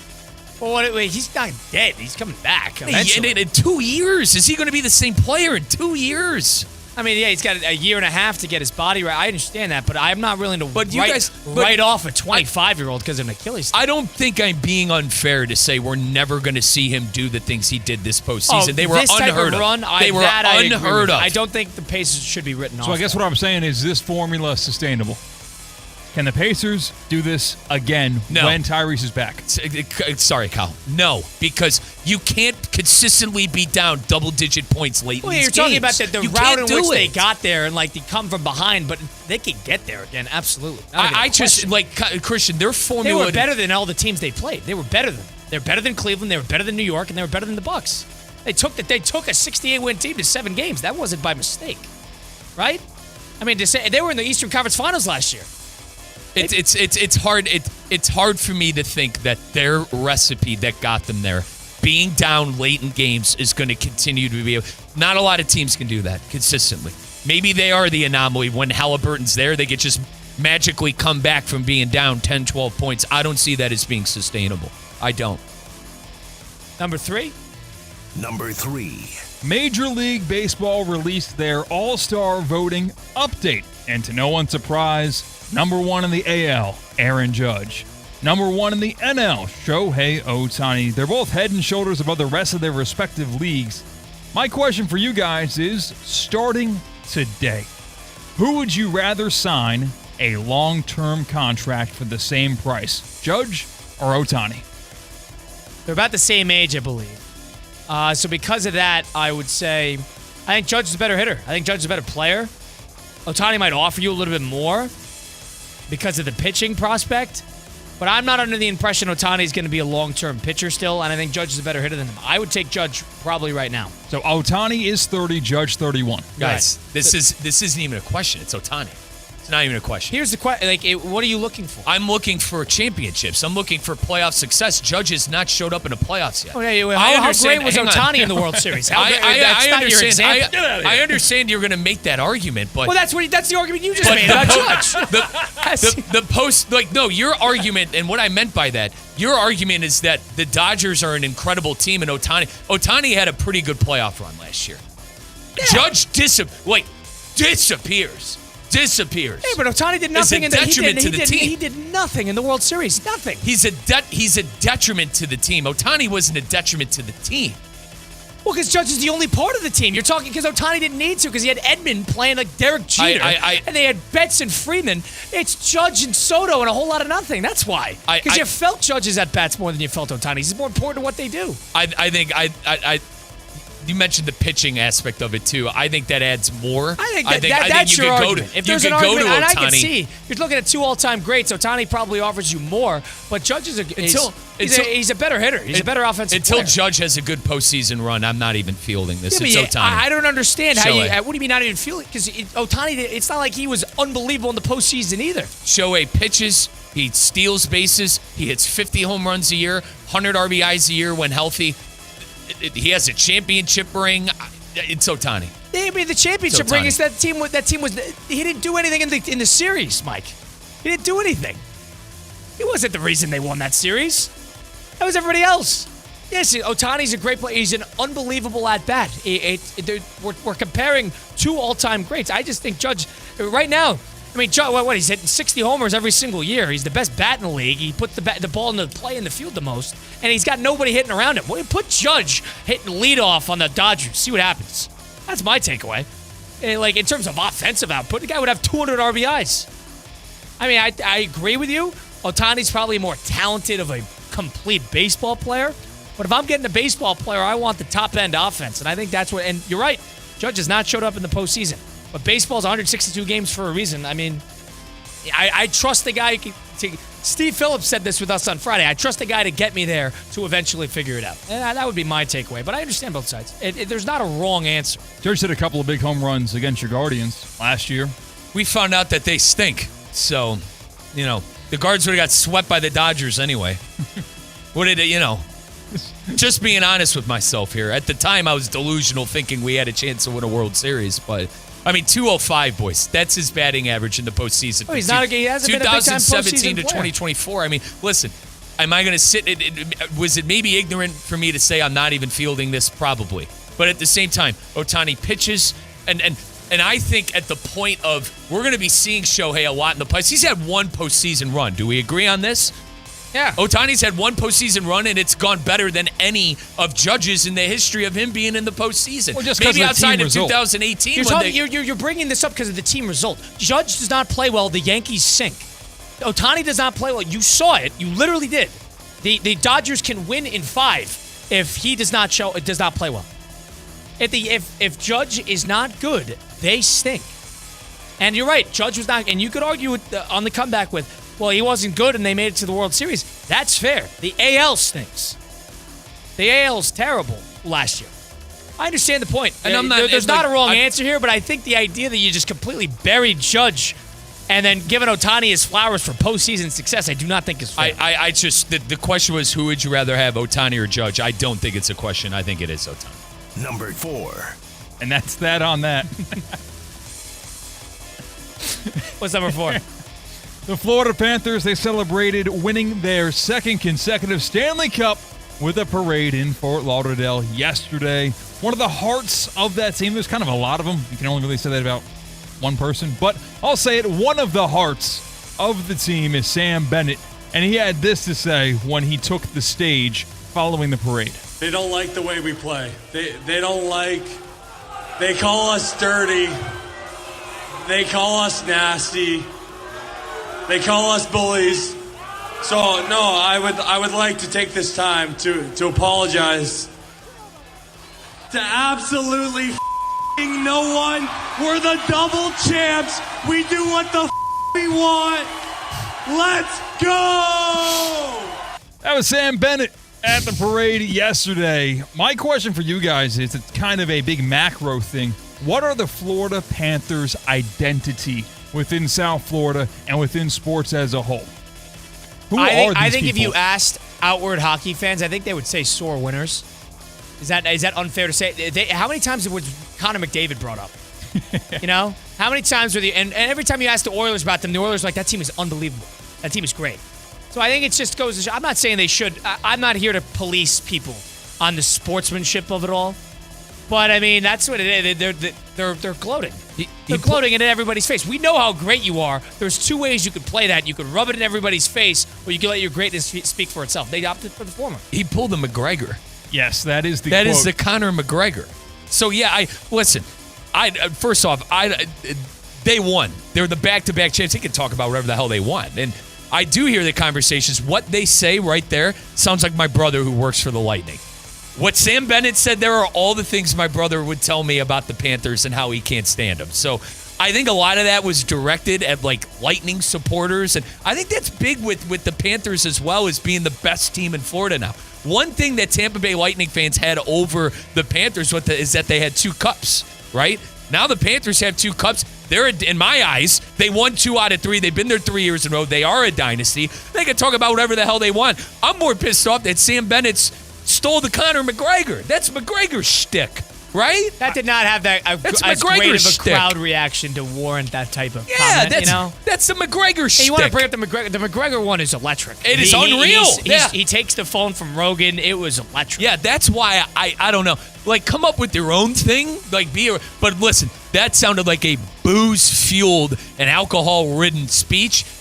Who am I to tell a guy to, what to put in his championship speech to the fans? There always is jealousy from within the league about that year's champion. You obviously would like to switch spots with those players when they're celebrating their championship because you would rather be the champion. But it's kind of unfair because we talked about how there's an ongoing conversation within hockey about, is it unfair we have these teams with no state income tax kind of increase the amount of money they can spend in a way. But it's also like, wait a second, you guys are hockey players who get to play in paradise in South Florida, where everyone else is in the cold of winter in northern Canada, in the Northeast, and you also get to win. Because it's one thing to sacrifice wins and losses in order to live in a better place in general. You get the best of both worlds. You get more money, you get to live in paradise, and you get to win back-to-back Stanley Cups. It reeks of a lot of jealousy, if you ask me. Listen, I love living in the state of Florida. Absolutely love it. Dream come true, living in the state of Florida. So, like, yeah, I'll listen to all that, for sure. There's something about being a For sore sure. winner, though. There's a level. You don't need to gloat. Everybody knows how good you guys are. So, you don't need to go up hang there on. and give everybody a slice of humble pie. But, So, oh are my you geez. talking specifically what he said about, like, the Edmonton, going after It's the that- Edmonton it's players? that- it's- Colin's Team Canada. No, but they were speaking anti against all their opponents. Guys, you killed all of them. And they haven't said a bad word about you the entire way. I think the NHL is a classy league, and I think they're trying to purposely. The Bruins are the same way.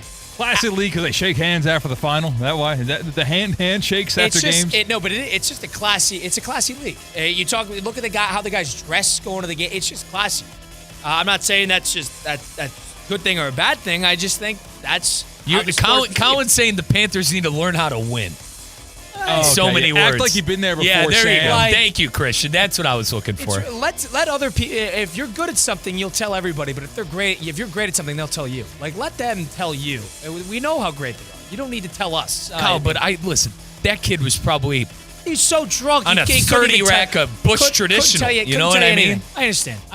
So it's not even just that. I think it's more reminiscent of a bigger point with how they've handled it. But yes, he's looking at that today, arguably not even remembering saying that. I think I could sit here and confidently say that, seeing how drunk some of these players were. Right. And fair play to them. When you win a championship, you're allowed to do that. Number 5. Debating on what I want to bring up here. Okay. Rizzo, anything interesting happening at the wedding? No, not really. Okay. I went to a show on Saturday night, and it was advertised as emo night. So think of your Fall Out Boys, your 2000s alternative rock. Is this a real band or like a cover band? So I thought it was a cover band. I show up to the venue. Did you dress for the occasion?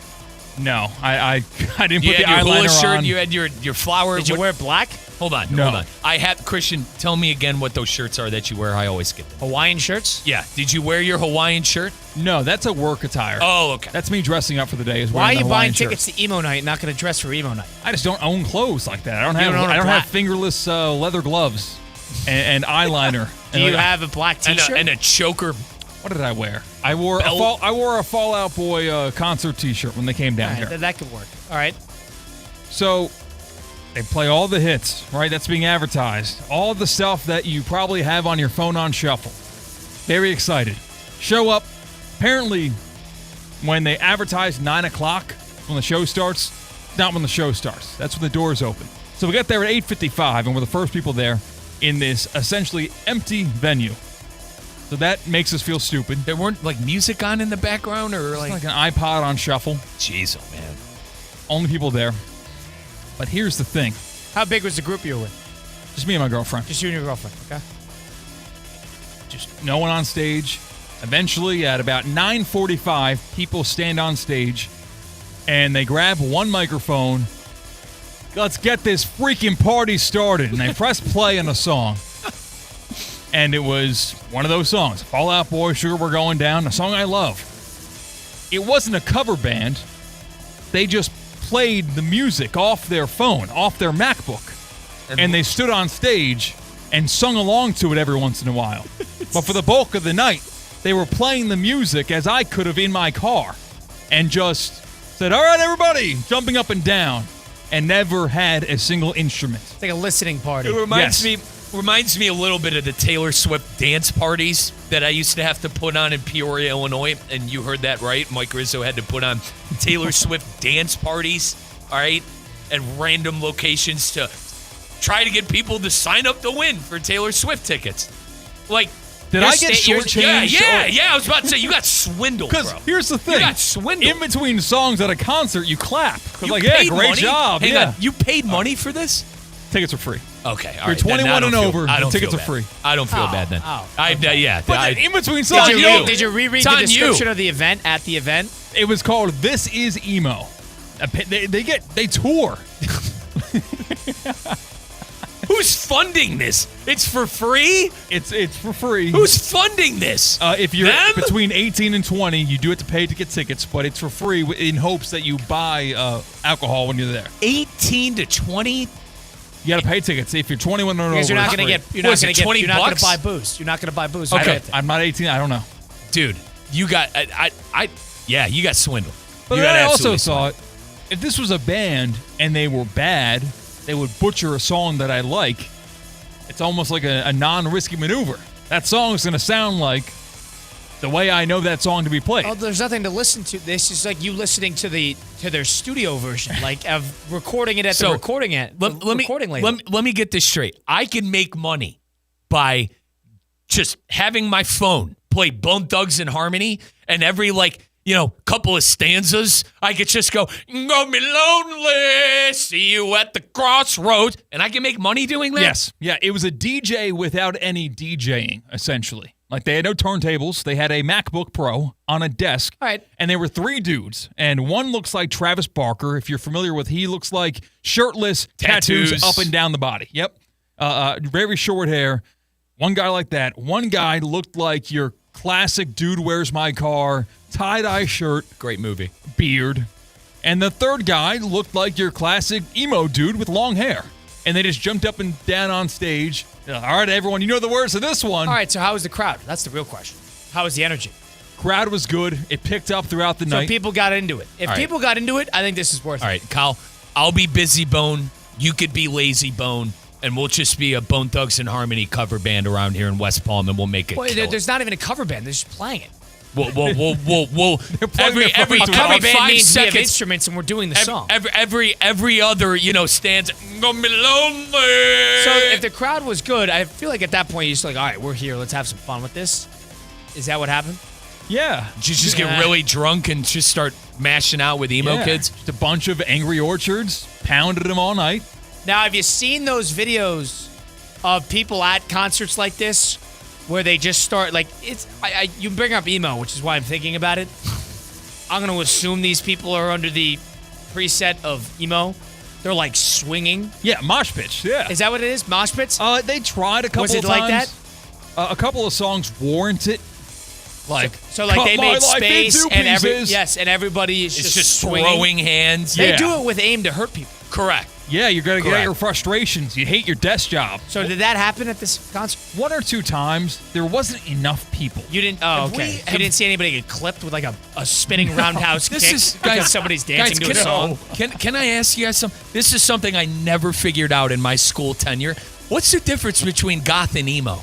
Do we... why didn't they say goth? They said emo. What's the difference between emo? I'm going to ask ChatGPT right now. I was under the impression that it's sort of the same thing. Like emo and like these kids in high school used to go, no, Riz, I'm emo. And then the other group, the other faction would sit there and go, yeah, we hate the emo kids. We're goth. You would ask the emo and the goth kids, are you emo or goth? I told you I ran two fan clubs, the Pokemon and the Naruto fan club. And it was the goth kids who showed up and the emo kids a couple of goth kids would show up and the emo kids would show up. I'd go, Mike Rizzo, the goths and the emos. I went, Christian. You were mediating a turf war. I would go, guys, what the hell is the difference? And every time they would try to tell me the difference, it would just sound like the same thing. So what does ChatGPT have to say? The key differences between goth and emo.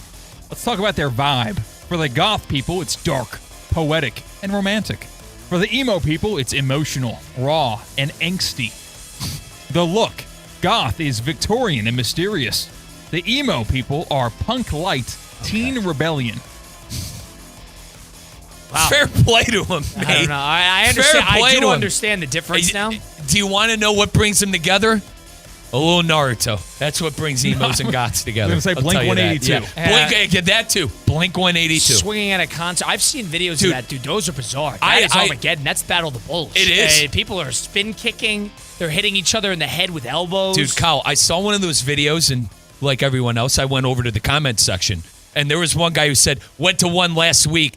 got hit in the face and probably hit 4 other people, got some much needed frustration out, and it had like 10,000 likes on it. Yeah. Like people just go here, they're complete with the understanding of being completely okay with being punched in the face 4 to 5 times and also delivering some decisive blows Well, from I've themselves. seen videos of people getting clipped and they get hit. And they like it. No, they like it. Sometimes they're like they're you could tell they're very obviously concussed and they're trying to like get their bearings, but they realize that they can't blame anybody because you're in the middle of a mosh pit where everybody's swinging erratically. But there's nothing you can do about it. But the one individual that commented on that post, that's it. He was looking to get hit in the face to get some stress out. You know what the crazy thing is?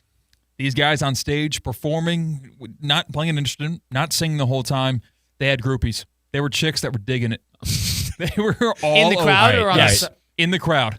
But we need, listen, guys, I could be, you'll be lazy bone. I'm busy bone. Christian, we'll get you a Bone Thugs sing. We'll just do a Bone Thugs and Harmony cover and make thousands of dollars down here. No cover, just play the music. But 18 to 21-year-olds have to pay, so we're making some cash. 18 to 20-year-olds. We're making some cash. You take the Spotify playlist and then hit shuffle and bang. Was there a lot of people at the bar? So did you get the impression that there was a lot of 21 plus there? Yeah, most people had drinks in their hands. Okay. So Twista is featured on a lot of the songs. Christian, can you rap really fast? No, I'm really bad at that.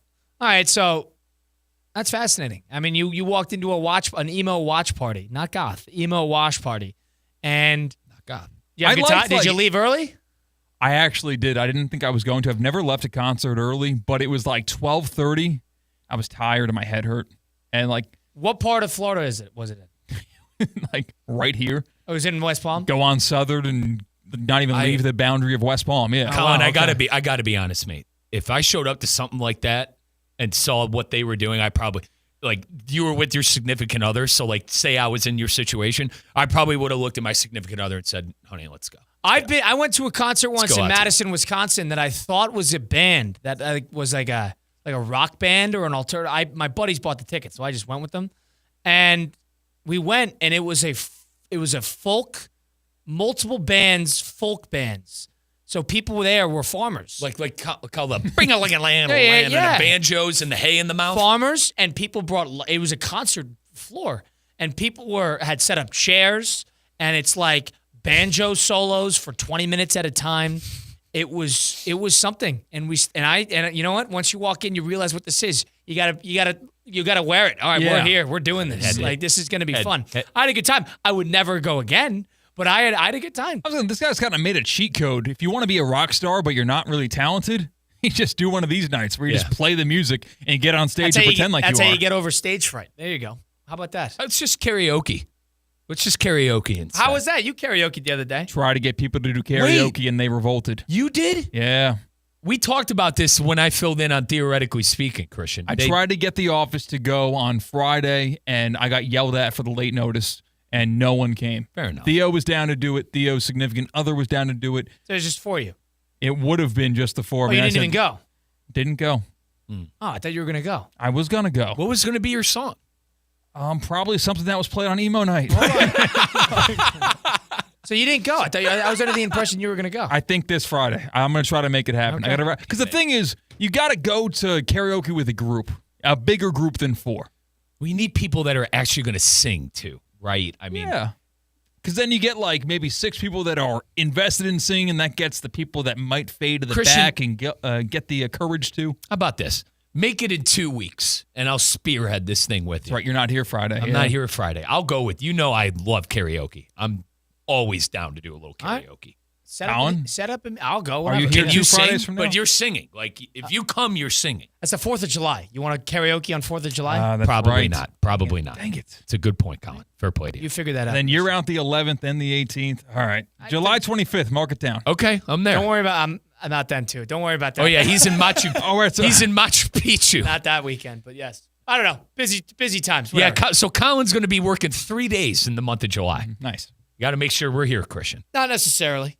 A couple Fridays. What are you doing at the end of July? August 1st. Can I mark you down? Yeah. Colin, there might be something the final weekend of July. Are you out the final weekend of July? Just for that Friday. I know that for sure. Just for that Friday. And there's another Friday that's off because it's July 4th. It's a holiday. And then I'm in Peru. So that's 2 Fridays there as well. We might not see you on August 1st. Peru might take you out. If the Iron Man didn't. I might never return. That's fair. I'm worried that Colin's going to stumble over like an ancient tribal burial ground over there and just have a poltergeist pop up, and we're never going to see him again. I can see that happening. That's where you're going, right? That's the kind of trip you want. That's what you're paying for. I leave in 2.5 weeks. We'll see. Mike Rizzo, Colin Russo, Christian Cat. We take a time out here, close out the program next. It's Russo and Rizzo on ESPN 106.3. Live from the Anajar and Levine Accident Attorney Studios. Anajar and Levine Accident Attorneys. Call 1-800-747-FREE. This is ESPN 106.3. I'm Ellie Anajar of Anajar and Levine. Injured in a car crash? Never rush to settle with insurance companies, and never settle for just any attorney. Demand Anajar and Levine. Our experienced legal team will fight to win you the maximum compensation you deserve. Call me, Ellie Anajar, for a free consultation and take back control of your life. Call 1-800-747-FREE. That's 1-800-747-3733. In office, West Palm Beach. Good people. It's Theo Dorsey. Celebrate Independence Day with baseball at Roger Dean Chevrolet Stadium for the Mega Bash July 3rd and 4th. Don't miss the biggest 4th of July party in Jupiter as the Palm Beach Cardinals and the Jupiter Hammerheads take the field. Both games start at 6 p.m. featuring post-game fireworks and the Mega Kids area with inflatables. Stop by the ticket office today or go to RogerDeanChevroletStadium.com to purchase your tickets. Improve your golf game fast at the all-new Kaiser University Golf Coaching Center. The Kaiser University Golf Coaching Center has the facilities, tools, and coaching you need. Enjoy the best facilities in the area with an expansive chipping and putting area, practice bunkers, a huge putting green, plus a 2,000 square foot indoor training area with 3 hitting bays, cutting-edge analysis technology, and more. The Kaiser University Golf Coaching Center in the heart of Palm Beach County off I-95 and the Turnpike. Find out more at KaiserGolfCenter.com. The pricing you've been waiting for is back at Greenway Kia of West Palm Beach. Get a new 2026 Kia Sportage for $249 a month, a 2025 Kia K4 for $199 a month, or a 2024 Kia Telluride for as low as $38,998. Save up to $11,000 off MSRP on select new Kias and get up to $6,000 over Kelley Blue Book for your trade-in. Job bringing home $350 per week? We want to approve your credit. Call 800-NEW-KIAs or visit Greenway Kia at westpalmbeach.com for the Kia Summer Sticker Sales Event. Make the most of your summer. We want to see ya in a Greenway Kia. With approval through KFA, stock number SG005991, MSRP $45,235, 24-month leases, K4 $39.99, Sportage $39.99 due at signing, 10,000 miles each per year, 0 security deposit plus tax tag and $9.99 admin fee. Discount includes all Kia factory rebates to dealer. Negative equity refinanced. Offers don't combine. Expires July 15th, 25. Are you ready for a global summer showdown? Monday, June 23rd at Hard Rock Stadium. Football legends collide at the 2025 FIFA Club World Cup. Inter Miami and Palmeiras. Lionel Messi and Jordi Alba taking on Esteval Willian and Gustavo Gomez. Don't miss your chance to be part of history. Grab your tickets now at FIFA.com/tickets. As market dynamics change, the quality of service you receive from your accounting firm shouldn't. Anshin Accountants and Advisors take the time to get to know you and your unique circumstances to help resolve complex issues and develop innovative tax and accounting solutions tailored to meet your goals. If you're a high net worth individual or business owner eager for a strategy to maximize tax savings, let Anshin deliver where others can't. Visit anchin.com. Anshin Accountants and Advisors, recalculating what's possible. It's Theo Dorsey, and I'm feeling hot, hot, hot. Temperatures are up, but your water shouldn't be full of mystery floaties. Culligan's got your back with water testing and reverse osmosis systems to keep things clean, cool, and crisp this summer. And get this, you can try it for just $10 a month. Stay cool, stay hydrated, and stop drinking who knows what. Visit Culligan.com today to schedule your free water test. Hey, Culligan man! Progressive knows RV owners like to travel at a nice, relaxing pace. Just like this commercial. They're not rushing to a departure gate at the airport because they depart from their driveway. And they can relax even more knowing they're protected by Progressive. Now here comes the fast part. Progressive Casualty Insurance Company and Affiliates. Every success you've had began with a great opportunity. Now there's another one. Last aid year, University of Maryland Global Campus awarded over $21 million in scholarships to qualified students, including community college students, service members, veterans, and working adults. Now is the time to move your career forward with an online and accredited skills-based education. Learn more at umgc.edu. Certified to operate in Virginia by Chef. Get ready, South Florida. It's the 12th annual Boca Raton Bowl. Tuesday, December 23rd, 2 p.m. at FAU's Flagler Credit Union Stadium. Two of the best group of 5 teams go head-to-head in the ultimate holiday showdown. Over 150 players have gone from this field to the NFL. Who's next? Visit BocaRatonBowl.com for the latest, including when tickets will go on sale. The 12th annual Boca Raton Bowl. Tuesday, December 23rd, 2 p.m. at Flagler Credit Union Stadium.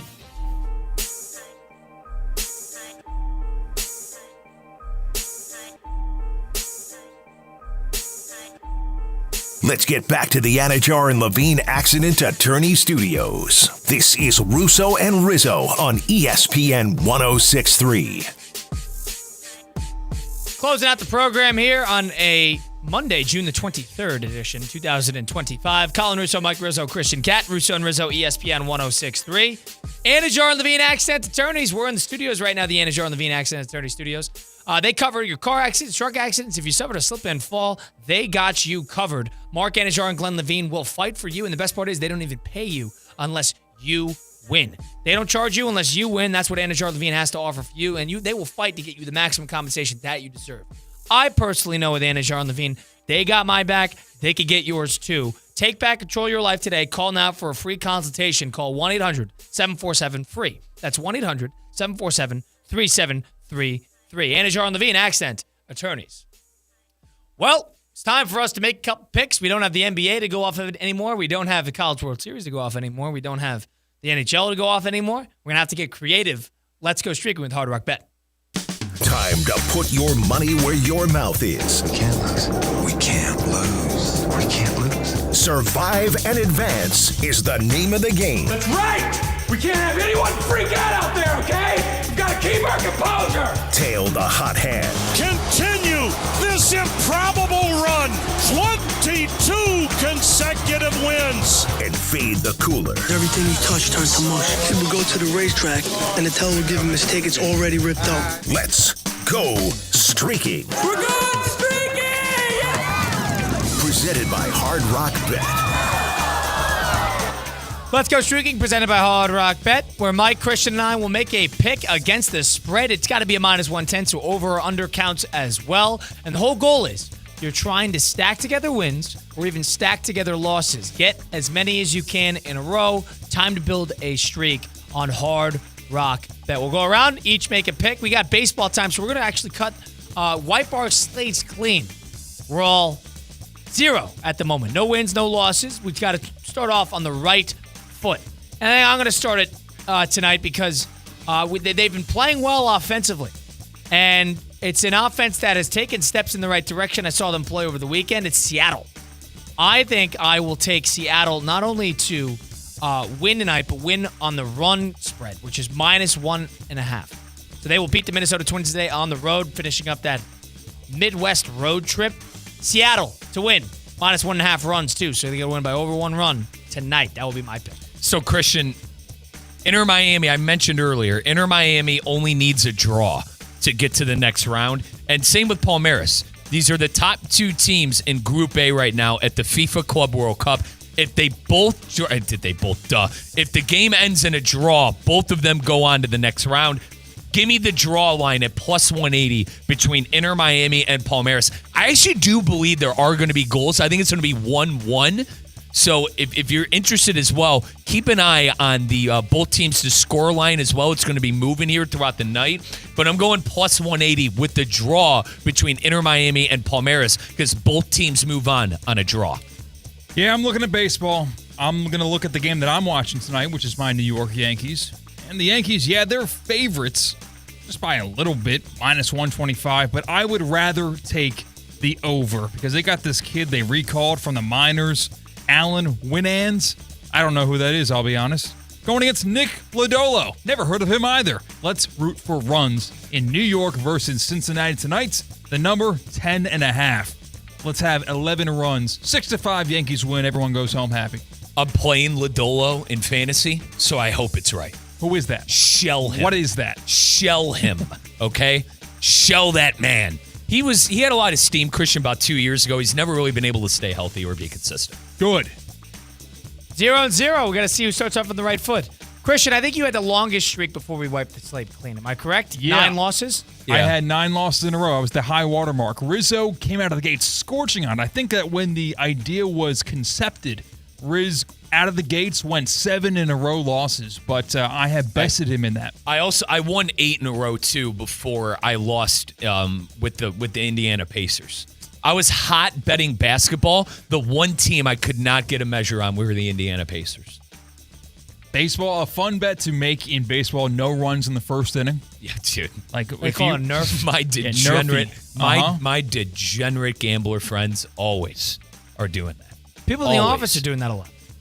All the time. Always. That's an interesting one. I haven't taken that one at all. It's a very fun way to spice up your workday. You love, because it's a 10-minute bet.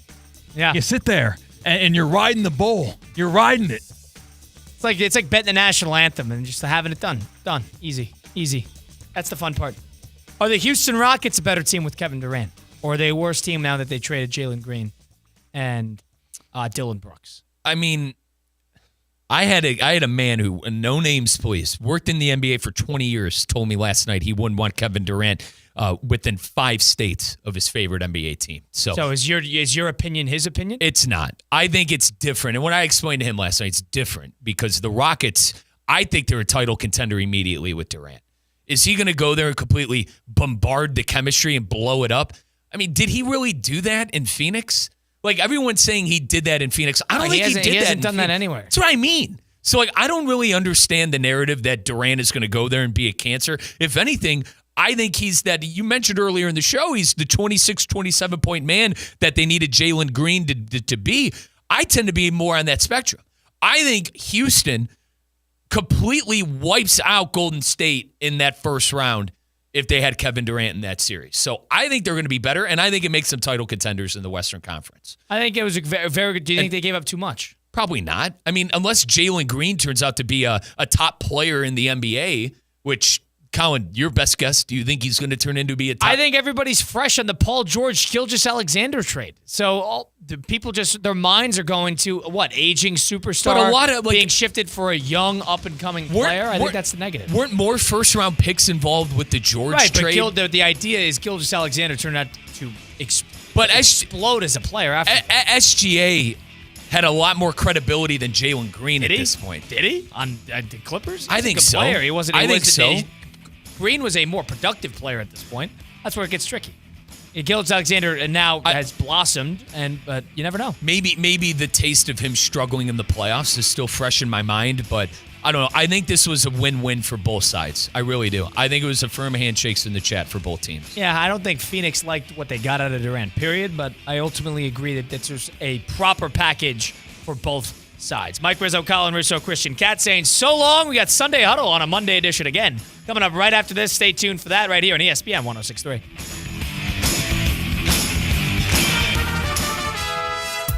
Calling all sports fans, grab your MVP card and head to Duffy's where you can catch all of the action. Not an MVP? Sign up